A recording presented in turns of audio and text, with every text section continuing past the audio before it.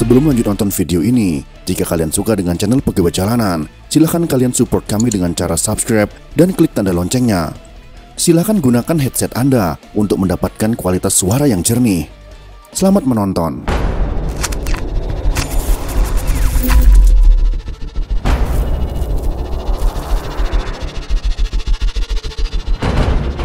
Sebuah jubah berwarna putih menutupi tubuh Hussein Ali Al-Habsyi dengan kopiah di kepala dan selembar sajadah hijau mengalungi tubuhnya. Hussein berjalan pelan menuju pintu keluar lembaga permasyarakatan Lapas Kelas 1 Lowokwaru, Malang. Hussein mendekam di penjara selama 10 tahun. Sesampainya di luar lapas, Ibunda Hussein, Musnah binti Umar bin Syekh Abu Bakar, langsung menghujaninya dengan ciuman. Selain sang ibu, sejumlah saudara dan rekan juga turut menyambut laki-laki yang sempat menempuh studi di Universitas Riyadh, Arab Saudi itu. Abdul Qadir Ali Al-Habsyi adalah salah satunya. Seperti Hussein, Abdul Qadir juga pernah hidup di balik jeruji penjara. Dia mendekam di sana selama 9 tahun dan bebas pada tahun 1994.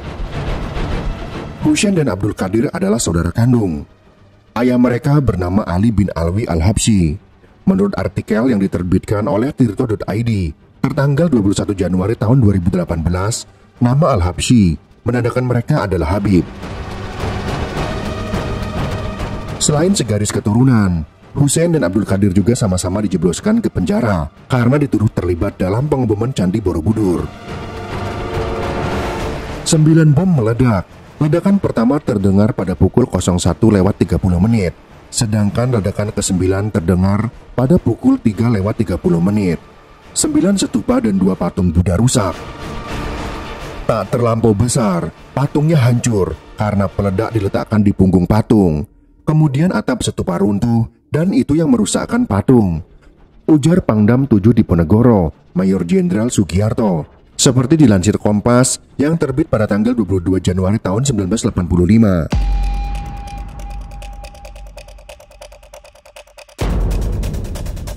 Bom Candi Borobudur adalah peristiwa pengeboman peninggalan bersejarah Candi Borobudur dari zaman dinasti Sailendra yang terletak di Borobudur, Magelang, Jawa Tengah pada hari Senin, tanggal 21 Januari tahun 1985. Peristiwa terorisme ini adalah peristiwa terorisme bermotif jihad kedua yang menimpa Indonesia setelah pembajakan pesawat Garuda DC-9 Waila oleh anggota Komando Jihad pada tahun 1981. Beberapa ledakan yang cukup dahsyat menghancurkan 9 stupa pada candi peninggalan dinasti Sailendra tersebut. Otak peristiwa pengeboman ini disebut sebagai Ibrahim alias Muhammad Jawad alias Kresna yang oleh kepolisian penyidik peristiwa pengeboman ini disebut sebagai dalang pengeboman. Walaupun begitu, sosok Muhammad Jawad, otak peristiwa peledakan Candi Borobudur ini masih belum ditemukan dan belum berhasil diringkus oleh kepolisian Indonesia hingga saat ini. Setelah penyelidikan, polisi Indonesia menangkap 2 bersaudara, yaitu Abdul Qadir bin Ali Al-Habsyi dan Hussein bin Ali Al-Habsyi yang dituding sebagai pelaku peledakan Candi Borobudur ini.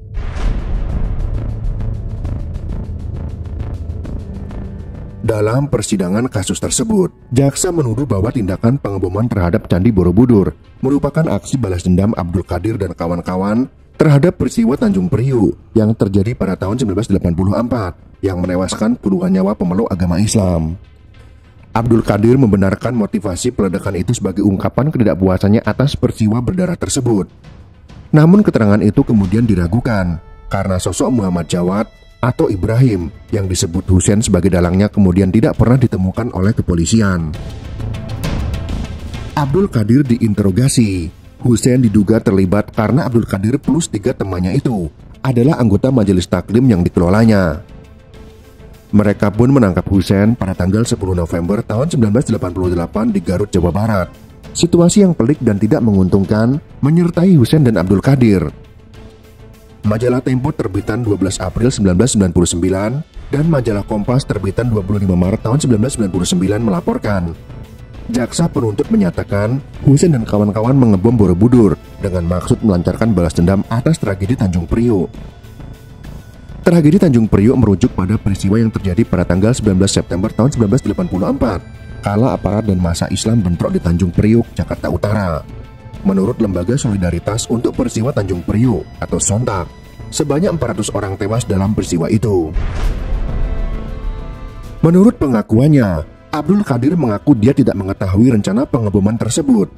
Dia dan ketiga kawan lain pada awalnya hanya sekedar diajak oleh Muhammad Jawad untuk berkemah ke Candi Borobudur sebelum kemudian dibujuk oleh Muhammad Jawad untuk mengebom candi bersejarah di Nusantara tersebut.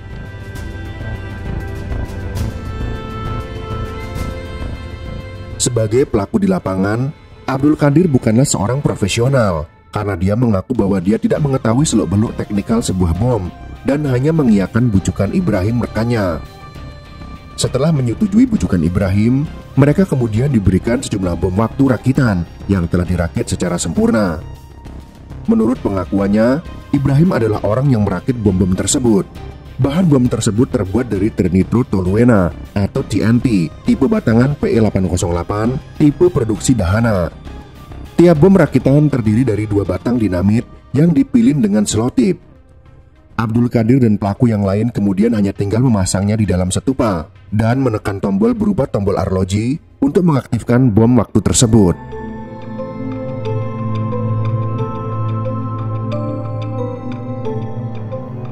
Abdul Qadir kemudian divonis oleh Pengadilan Negeri Malang dengan hukuman 20 tahun penjara setelah terbukti sebagai pelaku peledakan itu. Kakak Abdul Qadir yaitu Husain bin Ali Al-Habsyi kemudian dihukum penjara seumur hidup di Lembaga Permasyarakatan Kelas 1 Lowokwaru Malang. Abdul Qadir bin Ali Al-Habsyi memperoleh remisi dari Presiden Republik Indonesia setelah menjalani hukuman 10 tahun. Dan Husain bin Ali Al-Habsyi kemudian mendapat gerasi dari Presiden B.J. Habibie pada tanggal 23 Maret tahun 1999.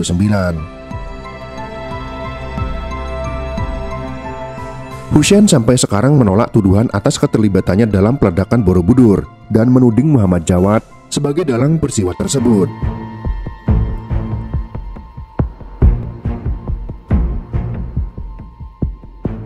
Pelaku peledakan Candi Borobudur mulanya sumir hingga bom lainnya meledak persis 47 hari setelahnya. Pada tanggal 16 Maret tahun 1985, Pemudi Express, sebuah bus yang sedang berhenti di desa Sumber Kencono, Banyuwangi, Jawa Timur meledak. Ternyata sumber ledakan berasal dari bom yang dibawa Abdul Qadir dan 3 rekannya. Bom itu rencananya bakal diledakkan di Bali. Namun bom itu ternyata keburu meledak. Seperti senjata makan tuan, 7 orang termasuk 3 teman Abdul Qadir dilaporkan tewas dalam peristiwa itu. Abdul Qadir beruntung, saat itu dia sedang berada di luar bus. Dia selamat dari ledakan. Namun situasi berkata lain. Melihat bus meledak, dengan wajah gugup Abdul Qadir segera mencari tumpangan. Tapi rencananya gagal, karena ia keburu tertangkap masyarakat yang mencurigainya.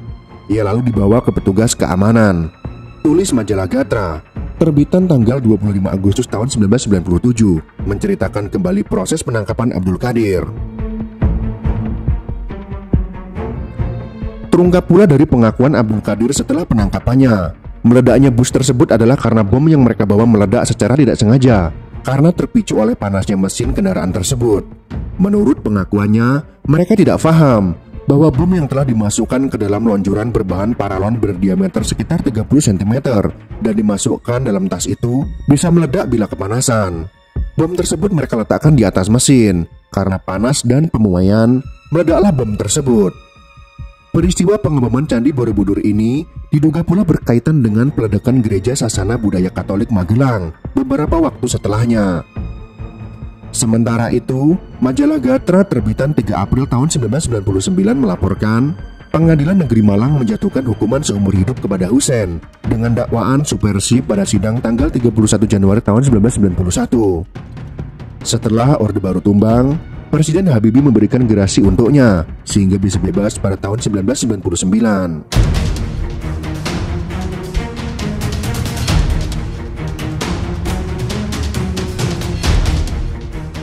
Seperti yang dilaporkan oleh majalah Tempo yang terbit pada tanggal 12 April tahun 1999, Husain mengakui bahwa memang benar dia mengelola majelis taklim. Pengajiannya pun diisi ustadz dari berbagai kalangan, mulai dari Nahdlatul Ulama sampai Muhammadiyah. Namun Husain secara tegas menolak disebut terlibat dalam pengeboman Borobudur. Menurut Hussein, pengeboman Borobudur digagas seorang bernama Muhammad Jawad alias Ibrahim alias Kresna. Ia adalah salah satu ustadz di Majelis Taklim Hussein. Pembicaraan Kresna dengan para anggota Majelis Taklim diakui Hussein tidak melulu soal keagamaan, tapi juga persoalan mutakhir yang sedang dihadapi umat Islam, termasuk soal tragedi Tanjung Priok. Anak-anak itu terpengaruh, mereka tertarik kepadanya karena memang orangnya jenius. Ternyata dia punya rencana-rencana peledakan yang justru baru saya ketahui setelah terjadi. Adik saya sendiri terkagum-kagum dan ikut dalam peledakan itu, ujar Hussein menceritakan. Abdul Qadir turut mendukung alasan Hussein. Pelakunya itu saya. Hussein itu tak tahu apa-apa. Dia cuma orang yang memegang teguh ajaran agama, ujar Abdul Qadir seperti dilansir Kompas, terbitan 25 Maret tahun 1999. Selain itu ternyata Hussein juga tunanetra sejak berusia 29 hari. Mana mungkin orang buta bisa membedakan jenang dodol dengan bom, kata Hussein lagi. Menurut Hussein, penangkapannya hanya sebagai dalih bagi pemerintah bahwa mereka sudah menciduk para pelaku. Hussein merasa bahwa dirinya ditangkap karena terlalu keras mengkritik kebijakan Presiden Soeharto. Muhammad Jawad pun sampai sekarang gagal ditangkap dan masih menjadi misteri.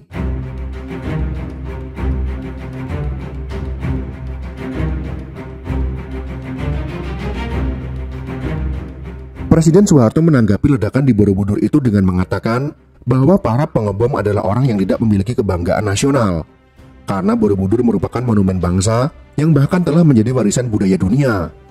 Namun sulit untuk tidak mengaitkan bom Borobudur ini dengan kebijakan politik Presiden Soeharto dan serentetan ledakan yang terjadi selama 1 semester sebelum dan beberapa bulan setelahnya.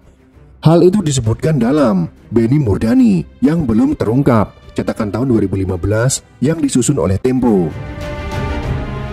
Pada tanggal 4 Oktober tahun 1984, bom meledak di sejumlah kantor cabang Bank Sentral Asia atau BCA di Jakarta. Bom pertama meledak di kantor Bank BCA cabang Pacenongan, Jakarta Barat. Tidak lama setelah itu, 2 kantor cabang BCA lainnya juga dibom. Keduanya masing-masing terletak di Jalan Gajah Mada dan Jalan Sudirman, Jakarta Pusat. Panglima ABRI sekaligus Pangkom Kamtib, yaitu Leonardus Beni Murdani, bergegas menahan lebih dari 10 orang yang diduga terlibat. Antara lain adalah Melta Hashim, Tasrip Tuasikal, Edi Ramli, dan Hasnul Arifin. Mereka dicap sebagai kelompok ekstrem kanan. Setelah itu, aparat juga menjebloskan Haji Muhammad Sanusi, Rahmat Basuki, HM Fatwa, dan HR Darsono ke dalam penjara. Keempatnya dikenal sebagai penggagas petisi 50, kelompok yang dianggap sebagai oposan keras rezim Soeharto. Itulah kisah peledakan Candi Borobudur yang terjadi pada tahun 1985. Apapun alasannya, tidak dibenarkan melakukan tindakan terorisme.